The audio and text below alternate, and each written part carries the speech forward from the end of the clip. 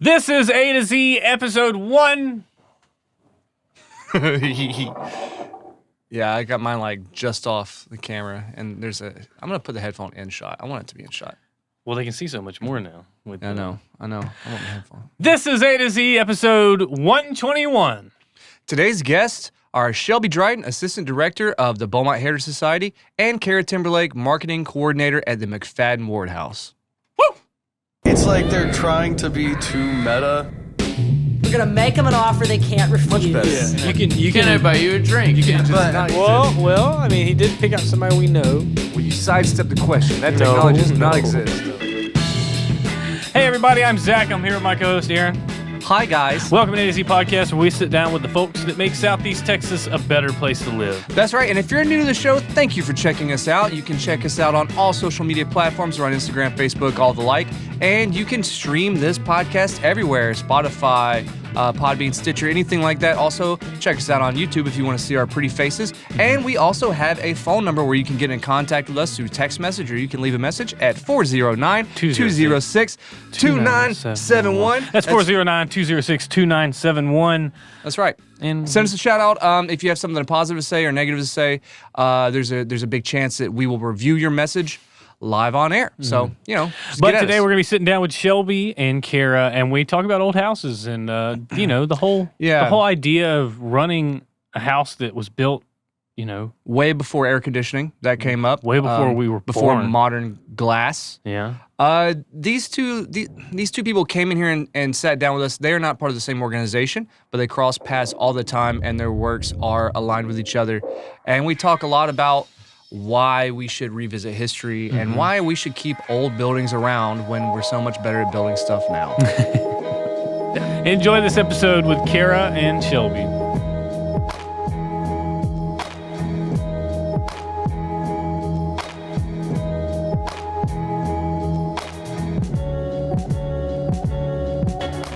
It's problem solving, and also just like you always gotta find new ways of presenting what you're doing. Yeah. Different to make it interesting. Yeah, because some people just aren't like. Every generation, you gotta figure out a new way to get the new generation. Yeah. The worst thing for us as humans is tedium. It's what kills the soul. Yeah. You're doing the same thing every day, and you're just not even living.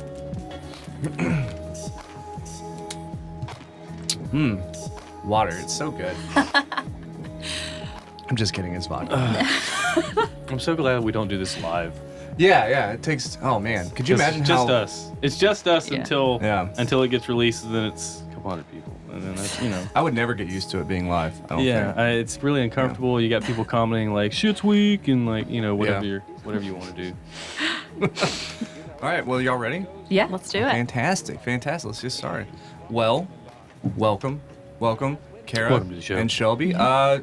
Just go ahead and each of you guys just take a turn and explain exactly what your position and your organization is. Yeah, sure thing. My name is Shelby Dryden. I am the Assistant Director of the Beaumont Heritage Society, and we deal in education and preservation here in Beaumont. We own and operate the 1845 John J. French Museum off French Road, and we operate the Chambers House Museum on behalf of the C. Homer and Edith Fuller Chambers Foundation off Calder Avenue. Oh, wow. So you guys actually have those facilities? Yes, we have those facilities. Okay. Now, it's interesting. I didn't know that at all. Yeah, it's interesting, though, that we own the John J. French Museum, and we just operate the Chambers House Museum because the trust actually owns that, that location. Yeah. That makes sense. And then I am Kara Timberlake. I am the marketing/communications manager at the McFaddin-Ward House Museum. It is on 1906 Calder Avenue. We are a historic house, so you can learn about the family who lived there, the domestic employees who made their lifestyle possible, and you can also see how Beaumont changed over time. Does the stable house and the house have two separate addresses? Yes, it Okay, does. I was curious about that, yeah. Wait, is that the houses up front? Like the No, first that's the one? visitor center. We actually span 3 different blocks. So we have the visitor center, the McFaddin-Ward house, and the carriage house. And then we also have the curatorial building and that administration office. So quite large. It is big, yeah. For sure. Bigger than anything we've got over at VHS. I like to start talking about our history in Beaumont and how the organization has shaped Beaumont's historic landscape. And I always start by saying in 1966, the National Historic Preservation Act came into play, and it was the first national legislation. That was a federal act, right? Yeah, it was a federal act. It was the first national legislation on preservation, and that created the National Register of Historic Places, along with the National Historic Landmarks and State Historic Preservation Offices. So there was this huge boom in interest nationally in preservation, and of course it kind of trickles down into the local spheres. And same thing happened in Beaumont. There was a renewed interest, and somebody hatched an idea and actually presented it to the Beaumont Junior League about saving the 1845 John J. French house. And what's cool is there was already a lot of information on John J. French and on what he did for the area, tons of newspaper articles. So people already knew that he was a really important character and figure in our history. I know there's that road named after him. Exactly, right? yeah, Like right a off school Delaware. named after him and stuff. Yeah, they donated the land for the first public school in that area, and it was later incorporated into BISD, but people in the 80s still graduated French Independent School District. Yeah, and so in 1966, the Junior League Special Projects Committee was formed to study the French trading post. And the Restoration Study Committee initiated Beaumont Heritage Society. In 1967, they had an organizational meeting where Rosine Wilson moved that BHS was formed. Yeah. Is this a crossover happening right now? Sure is. Okay. Yeah. So Rosine Wilson would be the granddaughter of the McFaddens who originally moved into the McFaddin-Ward house. So, Okay. Yeah. Preservation was just a way of life for these families. Absolutely. And then November 1967, the newly incorporated BHS voted to undertake the French house as a restoration project. Now, it's important to keep in mind the home looked nothing like it does today. A family had actually come in and built a shell of a home around the existing museum as we know it.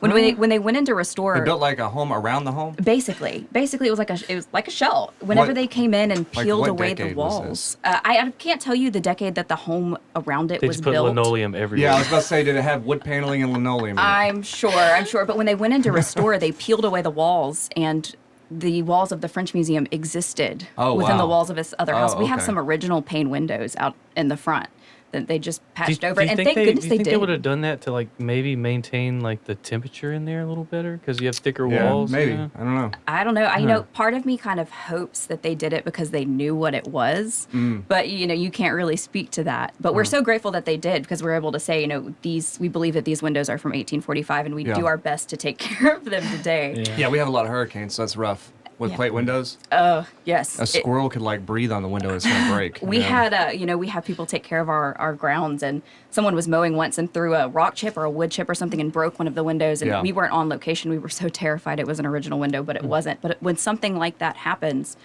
the hoops you have to jump through to get it repaired are crazy. You have to find somebody that can fix the window or fix the wall in methods as close as possible to they would have in 1845. And as society progresses and as time progresses, it's harder to find people who do those crafts.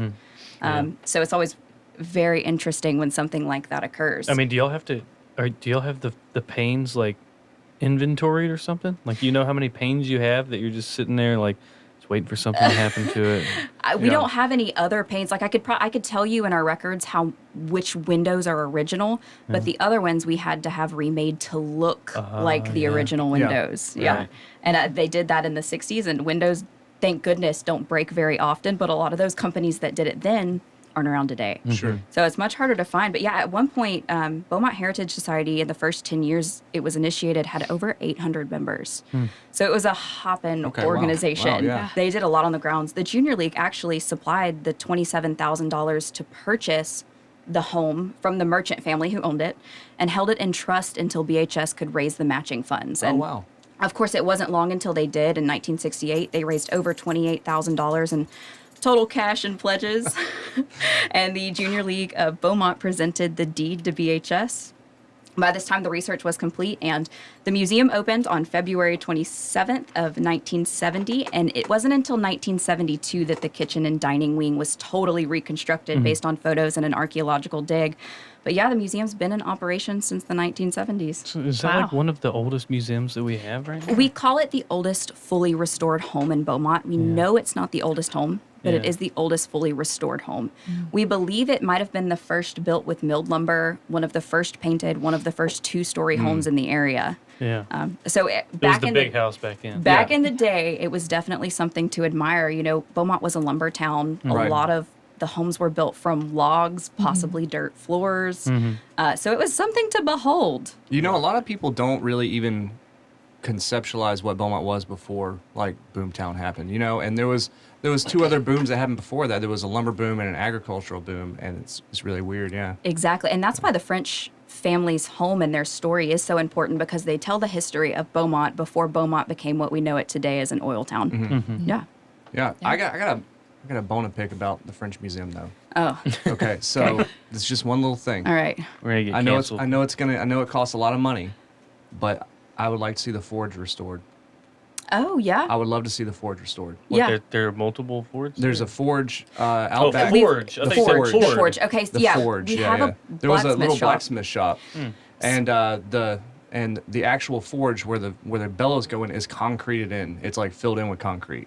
So you can come in now and it's actually fully functional. Like you can. Oh, is it? Yeah, you Oh, I can haven't come been in there and in a long work. time. That was a mid 1800s blacksmith shop from St. Augustine that was deconstructed, brought down here, and then set back up. Oh wow. Okay. So it's really important. But, you know, the Frenches wouldn't have had a blacksmith shop on property, most not. likely. It would have been a couple miles from the house, but it was so important to the time period that we Yeah. thought it was important to represent. Right. Oh, okay. But we try every once in a while to get blacksmiths out to do demonstrations and to open it up and let people come through. So if you know anybody that might be interested in coming through, you just let us know, and we're happy to open it up for them. Okay.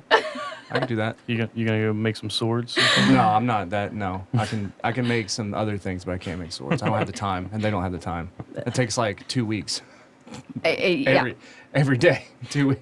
Yeah. Yeah. But, you know, on construction projects, we just had one wall of that blacksmith shop reconstructed. Really? Yeah. I mean, we were talking earlier, the moisture down here is insane. So keeping up with construction projects is really difficult for us. But Yeah. come check out And our... also, like, the temperature variance from day to day is weird, too, because just with wood and all the other building materials, man, it's a nightmare. It is a nightmare. Yeah. I'll get into more of that later.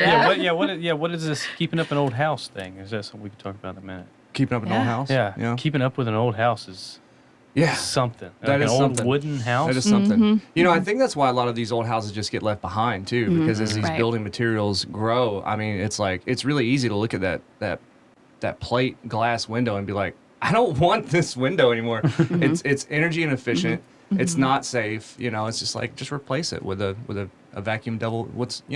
What's the big deal? I mean, if you replace the window in an historic building, is it any less historical?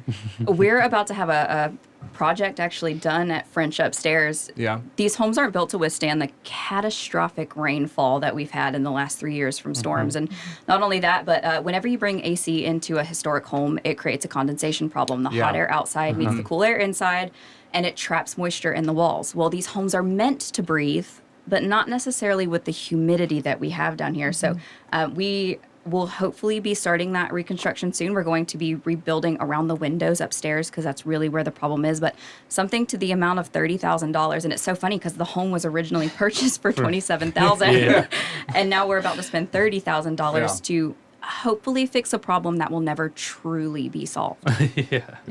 Yeah, it's always going to be there. You just gotta Keep up with find it. out where it's going to be worse, and then maybe move that to another part of the room. Those houses from that time period, though, they didn't have insulation of the walls. They were shiplap construction. It was just, they were not anything like what we have today. They didn't have electricity. Exactly. Yeah. They'd open the doors of the dog trot, which is just a long singular hallway downstairs, and let the breeze come through. And I find it amazing that women back then were still wearing corsets. Yeah. Hey, well, Oh, no. I mean, Yeah. women are really tough. Everybody knows that. That is true. Just saying, you know, they're definitely tough. It's funny, we were talking about kind of like money. You're talking about it's going to cost $30,000 for that, and John J. French Museum is this size, but the McFaddin-Ward, like, I can't even imagine the money that it takes to make a single repair. Right. Or when you go inside of a building like that and you see, you know, a Victorian era couch, you're like, how much does that thing even cost? How do you guys deal with these astronomical repairs? So we were very lucky because the McFaddin-Ward house, we have a heritage foundation, and so they set us up well in advance, so we're good to go for repairs that we have to make. And our curator, Ashley Thornton, is wonderful, and we have contacts about when we need to get a textile redone, and you need to have it in that same time period that it was done, we have the contacts for that. So the majority of the furnishings in the house are original to the home, so they're actually what the family sat on and used, which is actually quite rare. That is, It's it seems very really rare. And they kept quite a lot, and they preserved it over time. So we have 36,000 objects in our collection from the family. That you have to keep up with. 36,000 Yes, objects. 36,000 objects. So nobody can sit on any of this No. furniture. It's like It's just sitting It's there. very just- tempting, but no. you must Can't do that. You must really count your blessings after school field trips. Right. Right. Yes. So all those kids come in, they want to touch everything. Right. So Absolutely. 36,000 objects. That's like everything from a comb to a sofa, I'm imagining. Absolutely. So you've got the small little trinkets and you've got the big pieces of furniture.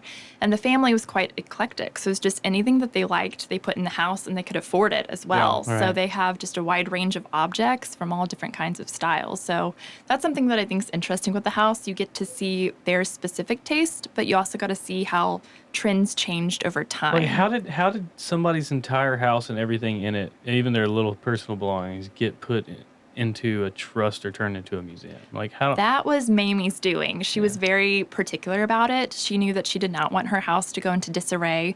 She absolutely loved her home. That's where she grew up. She moved there when she was 11 years old. Yeah. She spent her life there. After she got married, she and her husband actually still lived there with her parents. And then after they died, they still lived there as well, Mamie and her husband, Carol Ward. And so she was very specific about what she wanted with that home. She wanted it to be an educational resource. She wanted people to see how Beaumont was back in the day and what trends were. And so They just said, screw all the kids. They ain't getting this house.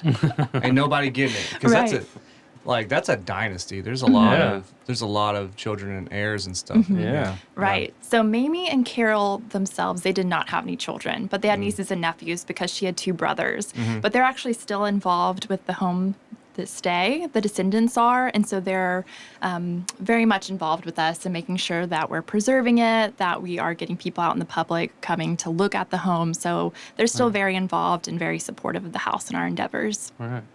Our, you probably don't even remember this, our neighbor, when we lived together. Yeah. Mark. Yeah. Mark worked on the stable or the carriage house when they renovated it. He worked on over there. Took Because like that 5 months house or across the something, street was the one that was all souped up and fixed up, right? So he had some experience with it. Like it's got to be hard. I mean, I know you have like a list of people that know these techniques or know how to work on these houses, but it's really got to be difficult to get them. And I mean, especially get them at a good price, maybe. Right.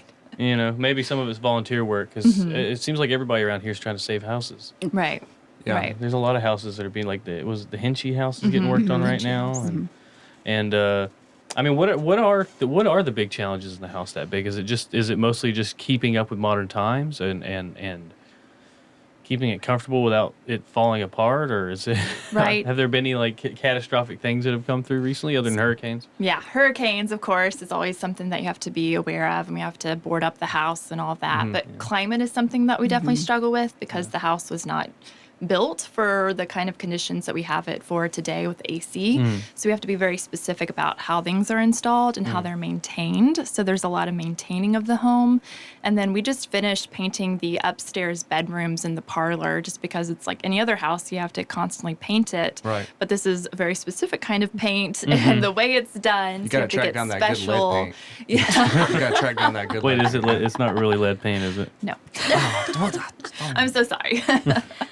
I know over at Chambers, like our walls in that home, it was built in 1906. It's still shiplap construction, but what they would do is take muslin and stretch that over the walls and then hang the wallpaper on top of the muslin. Yeah. Is that a similar technique over there? Because we struggle a lot with making sure that stays the way it's supposed to look with the shifting of the home. It Homes bunches shift, up they or breathe. something? Yeah, you can see the ripples in the material, but it's still a fascinating teaching point to be able to tell people this is how they used to do this. Absolutely. We actually have, I know in the pink parlor, the walls are actually canvas, and they had an artist come and hand paint. And so whenever they were trying to restore the home, they had all these different technicians and preservers there trying to get just like the grime and the soot from everyday life. And what they ended up using was just pink pearl erasers and just getting several people on deck and erasing. And that was their tool that they ended up using. So it's pretty cool. Restorative painters that's so interesting. It's like your job is so hard, and if one little thing gets off, then you're gonna hear about it. Right, right. You got to mimic patterns and techniques that don't get used, so nobody learns them. So you have to hire painters that have like degrees in art. Yeah. Almost. It's very niche. Yeah, it is. Yeah, very very much so. And matching the hues and everything is one thing, but just the texture of it. And it's one thing it makes you kind of wonder about is like, and I'm one for like wanting to restore buildings, wanting to have historic buildings that we can visit and learn from and do things in. But like, what is the limit? You know, like how far can you expect it to stay exactly the same? Well, do you know there has to be some changes that have to be made with the plate glass. Absolutely, there's a line, and as museum practitioners, there's always a line between having to fix something so that it lasts another 100 years and still trying to stay as close as possible to the historic methods. Right. And that's something that will never end. As far as us, I would say there's not a limit for us. We're definitely limited by our budget. I will say that. We're a nonprofit. But that's a problem we're always going to face, is trying to ride that really thin line. Yeah, and you have to ask yourself a bunch of questions. It's like have you ever heard of the wooden ship paradox? Wooden ship paradox goes like this. Before ships were made of steel, they were made of wood, obviously, and they have different planks and masts. Every time a ship would go out to the sea, it would face storms, and whenever it would come into port, it would make repairs, right? So sometimes this board gets replaced. Sometimes this mast gets replaced. The sail gets replaced. And at what point does that ship stop being what it originally was and become a whole new ship? Exactly. Is that at 50%? Whenever 50% of the boards have been replaced, is it a new ship, or is it still the same ship? Exactly. It's weird, and I can imagine that being the same way as a house. It definitely is, and it's a problem that'll never end. A problem that'll never end in preservation across the board. Well, plus it's like you have to. You're going to have some naysayers if anything does get changed. Yeah. Why are y'all spending this money on this goddamn house? No. I'm talking about the naysayers who they want it to be exactly how it was when they were children. That naysayer too. And you can't do anything that goes against whatever their vision is of it. Oh yeah. Yeah. Y'all put AC in these houses? Y'all probably don't want to talk about publicly, but it is a. We didn't have any AC. Why do they need AC? You're supposed to saturate the sheets in water and hang them up in the hallways. Let the breeze carry the mist through. Is that what they did? Really? Yeah. They do something like that? They did stuff like that, yeah. I mean, for the French's time period, they washed on Mondays, and they washed with a washboard and then hung it out to dry. And then, the saying, don't throw the baby out with the bathwater is another interesting tidbit. It comes from that time period. Well, the father would bathe first, and then the mother, and then the children in descending order. By the time you got to bathing the baby, the water was so dirty that you couldn't see the baby in the water. And that's where that saying comes from. They bathed one day, maybe one day a week. Yeah, let's bathe the dirtiest person system first. Yes. Yeah. Let's put the dirty guy in the pristine water. You know what I mean? Yeah. It's like, where did little Timmy go? We lost him. In being around those 36,000 objects, I'm curious. Working at a museum makes me a really bad museum goer. I'm able to go into the French Museum and the Chambers Museum, and of course safely, but handle the objects and take care of the objects. And I am terrible about wanting to do the same thing when I visit other locations. Handling the objects. It's like, I know what I'm doing. It is the hardest thing to resist. Do you find the same thing? I felt the same thing as well. Bring your gloves, I'm like, it's okay. I work at a museum. Yeah, exactly. Yeah. It's like, oh, don't worry, I'm a bartender too. That's funny. Yeah. You guys, y'all want to take a little break and we'll come back? No. I gotta go shoot that dog outside. I was thinking the same thing actually, and myself for leaving my phone on. Okay, 1 second. You are listening to A to Z Podcast. A to Z Podcast Studios are funded in part by patrons on Patreon. If you would like to become a patron, visit patreon.com/A to Z Beaumont. That's A to Z BMT. Well, all right! Ladies and gentlemen, we are taking this time to break on this episode to tell you about a local company that could get you some art. And this is permanent art that goes in your skin. We're talking about Black Cadillac Tattoo Parlor in Beaumont, Texas at 6362 Phelan Boulevard, that is. You can call them at 409-892-2022 if you want to get tramp stamp, face tat, piercings. I think they do piercings as well. Course, I mean, they do. It's a tattoo It's a full shop. service tattoo lounge, and what a nice lounge it is. Very, very classy on the inside. $10,000 a piece chairs. Very clean. Feels like you're in a barber shop. You know, it's a great experience. Very clean. Run by a lot of good friends of ours and a lot of good, a lot of really great artists. Great artists. That's right. And if you have a business or know somebody with a business that would like to, gain access to our very unique audience who is very engaged, just give us an email over at feedback@a2zpodcast.com and we can talk about anything you guys want. We want some silly stuff. We want unique advertisements. We want local business, and we want to help support you guys because you guys help support us. Absolutely. So let's get back to this episode with Kara and Shelby Dryden.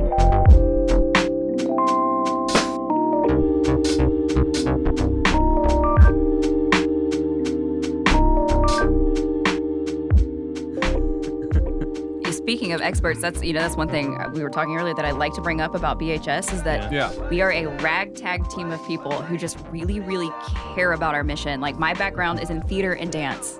I am an art brain.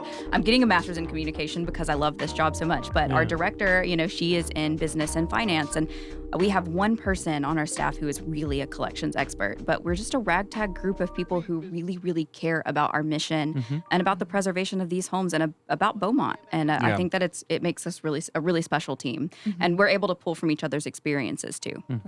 Yeah. Are there any things? Are y'all trying to procure more buildings? Are there more buildings in the works, or are y'all just trying to keep up with the ones that y'all have? We're just trying to keep up with the ones that we have. We are a 5 full-time staff split between 2 museums, the Chambers House Museum and the John J. French Museum, and that alone provides so many challenges. Like a lot of people in the nonprofit space, we wear a lot of hats. Not only do I handle the communications, but I do the event planning. I do project management on the museum. I do fundraising. If you could name it, I probably have done it in a day. And then everyone else in the team has to do the same thing, right? Exactly. We're all doing the same thing. So we're really just trying to make the best out of what we have and what we can do. Yeah. Does the Beaumont Heritage Society, because I remember whenever you did the Heritage Happy Hours, it wasn't always at the Chambers House or John J. French Museum. So it seems like you guys go out and help a lot of historic. Pre-COVID. So we actually have a really rich history in Beaumont, and I think that that's something that people forget. BHS commissioned a survey called the SPARE Survey, which I always have to read it off. It is the Survey and Preservation Analysis of Resources and Environment. And what the survey was designed to do, we commissioned it, was to identify historic and architectural properties to be nominated to the National Register. And in doing that, over the span of our lifetime, we've nominated 5 places to the National Register: the John J. French Home, the Jefferson Theater, the R.W. Sanders Home, Idle Hours, which is also called the Stuart Griffin Home, and the Terrell Historic Library, which a lot of people don't know. We actually gifted them with their bronze marker that designates them as a place on the National Register. It's a beautiful building, yeah. It is. The survey was instrumental in the designation of the Downtown Commercial Historic District. So, we were definitely out in the community in the past. There were some other buildings, too, that we had a hand in saving. The 1900 Dixie Hotel, 1895 Sanders Home, then 1899. Where's the Dixie Hotel? I don't know. The Dixie Hotel, it was off Crockett. Oh. Okay. It was off Crockett, yeah. It doesn't exist in the same capacity anymore. We'd come in, we'd help save these buildings, but then we'd sell them to people who were interested in furthering that mission. Now, whether they did or didn't was kind of out of our hands. It's kind of a good faith thing, right? Exactly. Yeah. Exactly. And as time has moved on, people have become less interested in preservation. Our memberships have dwindled, and COVID has really impacted our memberships as well. There's less and less that we're able to do. So a couple years ago, they designed Heritage Happy Hours, and that was done to reacquaint people with Beaumont's incredible historic landscape. And we'd host happy hours in these historic locations, and you'd come in, you'd get some craft beers, and you'd tour a historic place. And it became just really fun event and way to mingle with other people who are interested in the same thing too. And along those same lines, we have our events at the John J. French Museum. We would host the Pumpkin Walk every year, Christmas Candlelight. We had over 300 people on the grounds every year for Pumpkin Walk, which might not seem like a lot, but for our grounds, it's a lot of people. Yeah, that's a lot. That's a lot. It's a lot of people. And exactly. Do either of y'all's homes have ghosts in them? What are the stories? Yeah. Come That's on. a good question. It is October. No, but I can tell a really fun story about the French home involving a man named Charlie Yank. They told y'all not to tell us about the ghost, didn't they? They said don't talk about. They said don't talk about the ghost. I can talk about Charlie Yank, and he's just as fun. Okay, so Charlie Yank was a carpetbagger from New York, and carpetbagger was a term coined for Northerners that came to the South to capitalize on Reconstruction after the Civil War. Okay. He was a clock tinkerer, so he would gain admittance into people's homes under the guise of fixing their clocks. But while he was there, he would scope out their valuables and come back under the cover of darkness to rob them. Dirty Yankee. Well, he had heard rumors that Mr. French traded with the Native Americans in the area and that they paid in gold. And it was rumored that he kept this gold upstairs in a chest in the attic.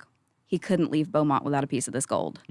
So he tried to get the help of a former family servant that they called Uncle Stroud. And Uncle Stroud pretended like everything was fine, like everything was great and dandy, but then immediately told the French family of the plan, right? Yeah. Well, their two sons, John Jr. and David, gathered their parents to safety because they were elderly at this time. They placed them across the street in David's house, and they waited in a back bedroom with a couple of other local men, guns at the ready, because the locals had kind of begun to catch on to what Charlie Yank was doing. He knew his days were numbered in Beaumont. Well, they waited, and a couple of days had passed, and they thought, well, maybe Charlie Yank just lost his nerve, until Uncle Stroud said, "Here he comes," and he performed the pre-planned knock, and Uncle Stroud opened the door, and Charlie Yank walked in with his 4-shot pistol at the ready, just in case he met any resistance, and he belly crawled up the really, really steep stairs of the French Museum. The local boys were hot on his heels, but he got up, he began rummaging through the chest, and he exclaimed, "There's no money in here." Well, one of the boys on the stairs must have lost his nerve, made a noise. Charlie Yank froze for a second before he turned around, and he fired. Well, the local boys immediately returned the fire. Charlie Yank took 2 or 3 steps and then collapsed in the upstairs room with his 4-shot pistol and his hand axe nearby. Well, then they gathered Mr. and Miss French, and they brought him over, and Sally, who was Mr. French's wife, just wanted nothing to do with the deed. She wanted that man out of her house and off of her property. But when Uncle Stroud would retell the story to the French descendants, he would say that they buried him whilst his eyes were still a-battin'. And, you wonder, it's a really fun tale, but is there any truth to it? Well, there was a man by the name of Charles H. Parmenter. He was a 26-year-old former private in Company C of the 69th Illinois Infantry, and he was stationed in Beaumont during the Civil War and had just returned in the earlier July. Well, in October of 1866, a local federal bureau agent who was assigned to Beaumont was assigned to investigate the case, a man by the last name of Holdenbrook, I believe. And no charges were ever brought against the French family or against any of the other men that were there, but it was a documented case. Of course there's no charges. They were just standing their ground. Well. How do you remember all those names? Practice. It's so funny because for the dates, I really like to. Well, also my background in theater, so that helps a lot. Script reading. But I do have my notes for the dates. There are some things that really stick, like that story and storytelling, and some things that my brain just likes to dump as soon as I'm done with it. Wow. So you're saying that? So you're saying he's a ghost? Is a ghost. No. In all my time at the French house, I feel like I live on that property and at our office. Yeah. In all my time there, no, nothing crazy has ever happened. I will say the night before I started working there, it was 2016. I started as their Saturday docent. I was terrified because I was working by myself on the first day. I was out of my mind, did not sleep, came up there exhausted the next day. I had nothing to worry about. Yeah. I mean, we're there late night for events. We're there early morning for media. You grow to become very comfortable after a while, which might seem kind of crazy to other people, but you do. So, I mean, it's an old house. It's got creeks. Yeah. Yeah. It's got drafts and breezes. Yeah. Yeah. Yeah. I know that McFaddin house has ghosts, though. You just won't tell us about I it. have not had any personal sightings, but we have 24/7 guards on the property, and a few of them, they've gotten creeped out at night because they thought they saw the shadow that's like in the image of Ida McFadden's like a profile. but that has not been confirmed. She's just watching the grounds. Yeah. She's just taking care of it. I can neither confirm or deny these ghost allegations. That's everyone's favorite thing, though, around Yeah. Halloween is, Oh, is yeah, to, for to sure. ask about. Yeah. Yeah. I mean, you're gonna have a movie like right by a cemetery. Exactly. You know? And that's what I would yeah. tell people. If you're looking for that kind Yeah. of thrill and that kind of spook, come on out to our movie night. Yeah. Maybe, maybe not. You might, if you see something, you see something. I don't know. That Yeah. sounds awesome. That sounds really It good. does sound cool. Yeah. Yeah. Yeah, we're excited. Yeah. Yeah. What kind of things are gonna happen at the McFadden house? Yeah, so we're very excited. We're going to have a scavenger hunt in November, and we're going to be collaborating with community partners such as the John J. French House and other people throughout the community. So you'll have to stay tuned for more details. Yeah, with you that. guys used to do stuff on like the lawn all the time. Yeah, we'd you have know? picnics on the lawn, Yoga. and Picnics and yoga. on the Yeah. lawn. We used to have old movie nights, and so we're hoping to bring all that back in the spring. COVID has kind of dampened our plans Yeah. for that So for that's the fall. kind of y'all are planning on 2021 a little more. 2021 is gonna be A our little year. more, yeah. Yeah. Yeah, it's gonna be good. Yeah. We gotta keep. I miss that a lot. I mean, obviously, there's a lot of things that are very important that this virus has ruined and dampened. But being in a historical environment, but in a modern context, is really awesome. You know what I Yeah. mean? It's great to go and appreciate something in a hermetically sealed way. Like like if you go to Terrell Library and you have to read old documents, like you've had to do. Obviously, you can't like drink like water right beside Yeah, it. I can't. They don't But- have craft beer at Yeah, Terrell. they don't It's really, have- yeah, it's they really a don't. bummer, honestly. They don't. But we're not really. You're not really using these spaces to their fullest if you just keep them locked away Right. under key. They need bodies in them. On Right. that same coin, people ask, why is preservation important? Yeah. And especially talking about the decline in interest in preservation. And I would have to say, Is there a it's- decline? in There is. interest? There seems to be a decline in interest, and at one point we had over 800 members, and now we are down, and COVID has seriously impacted our membership. But it's important to our cultural identity, and it's important to our shared history. I just thinking of Beaumont alone, you have the John J. French Museum, the McFaddin-Ward House, you've got Chambers House, you have Spindletop, Gladys City, Boomtown. All of these places are singular contributions to our history, and they represent these really unique moments in time. And they're really important, I think, to preserve and to share with other people. And how lucky are we that the McFadden family, that the Chambers House family, and that the sisters saw the importance enough to, one, keep everything they ever owned, Yeah, that's kind. but also to want to Itemized. share it with other people. Yeah. Yeah. And well, it's we don't really have a long history as America as a country. Right. We're very, very young. What's the oldest places you can think of in the country? Like Boston Jamestown. and New Orleans and Jamestown. Yeah. And I mean, Jamestown's 500 years old, right? There's doors on pubs in England that are 700 years old. Yeah. Yeah. You know what I mean? It's hard to get people excited about history because they just don't really know it. And a lot of people just don't really even have history. Homes are made to crumble now. Everything's made. Cars are made. Everything's planned obsolescence. You know what I mean? Nothing's made to survive. Right. And it can be hard to tell people why history is important What's when that? they don't Yeah. have What's a that original billboard y'all context. have that's going toward downtown? It This says, place never this gets place old. never gets old. Yeah. That's a good. I that's a love good that. one. I love that Yeah. line. So Yeah. it's corny, but it's really good. That's Yeah. a good one. Yeah, for sure. But yeah, I mean, it is. It's like it's having these markers and having these, maybe. I don't even not even something to look back on or something to look like up to even. It's just to see that it was there and to see Yeah. that this Right. is how things used to look like. This is how things used to be. And I have a question, and I don't know if y'all can answer it, but I had somebody tell me at one point that the avenues, some of the avenues in Old Town used to be canals. I not couldn't. sure. answer Jody told me that. Jody told you that? Jody told me that. That's how they got the house down there. They floated it down the canals. We can definitely look it up and let you know. Yeah. Yeah, I want to know truth, if there's any truth behind that, or if I need to go. Downtown's like the highest spot in Beaumont, though, isn't it? No, Old Town. Oh, Old Town. Oh, Old yeah. Town. I mean, that's you do downtown. have the Port Yeah. of Beaumont right there, so Right. it's Yeah. it's not unreasonable to think that it could have. But we'll do some research. Yeah. Yeah, see if that was a thing, because he told me that, and I was like, Yeah, it how kind of long makes ago? sense, because those streets are kind of, Yeah. I wonder how Kinda long wonky. ago he's talking about too. I mean, it had to have been the 20s. Because the reason why Beaumont was like such a lumber town was because people would float the wood down the river. So it But makes what if sense. What if if you they float would- the wood other places? I mean, you could float a house down the river too Mhm. if it's built somewhere else and comes down here. Yeah. Interesting. How old is McFaddin-Ward House? It was built in 1906. Yeah, so that would be around that time. Yeah.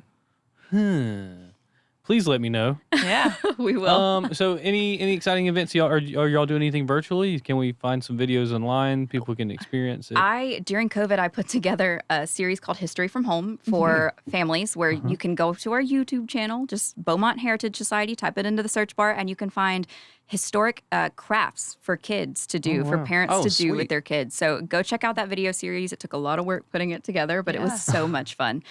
We just sold out of a new fundraiser we called the Pumpkin Box Fundraiser, where we packaged a craft for kids that normally happens at our pumpkin walk.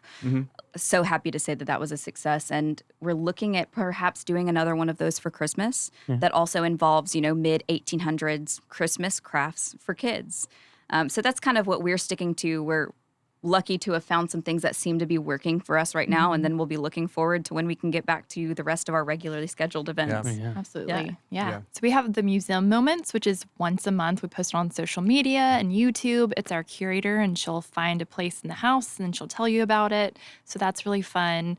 And we're also doing some new stuff on social media. I'm creating some educational resources, which are fun for the older and the younger alike. So you have to check it out. Yeah. Oh, yeah. Cool. We will in the next coming months have a membership drive coming up online too on our Facebook. So I definitely recommend people to like our Facebook, check that out. And if they feel so inclined to support us, become a member. You get all of our Heritage Happy Hours free, which our new Chill and Thrill cinema night at the cemetery, you'll get that free as a member. But we'll be advertising some benefits and why it's important for us to have memberships as a membership supported organization. Right. Yeah. Absolutely. Yeah. Well, thank you guys so much for coming on. Yeah, it's been having fun. us. Yeah, it's been great. And I think we'll be going to that Chill and Thrill. Oh, I yeah. think we'll be going. Sweet. Sounds like a spoopy time. It's going to be a good time. All right, well, thanks, guys, and see y'all in Denver. Wow, thank you, Shelby and Kara. That was an amazing episode. These are great institutions that we should go out and support. They're doing a lot of cool things, and these two ladies are really they're taking them another step further, and they're really doing a good job, and you should go out and support them. Go check them out.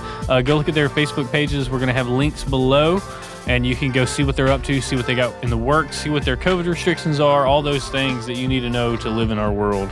But go help them out, go support them, because the more you support them, the more support they see in the community, then we can keep these things going and then possibly get more. Yeah, who knows, man? The sky's the limit.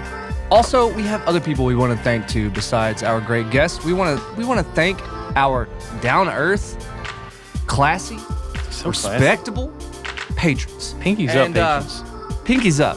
And we have that's Jordan Stringer, Brian Castino, Doug Waldrop, Michael Sarr, very handsome man, Ben McClellan, Randy Edwards, Allie Gillette, handsome woman, Pierce, Lauren Bevo, Wes Harden, Jacqueline Stockdale, classy, Damon Rambin, Hannah McMahon, Nicole Tony, Henry Brown, out of this world, and of course Will Young. Very classy moves, you guys. If you guys want to level up and become as sophisticated as all the people I just mentioned, you can head on over to patreon.com/A2ZBMT, where you can pledge one time or reoccurring and get your name on a sweet list of immaculate, sophisticated, classy, stupendous people. That's right.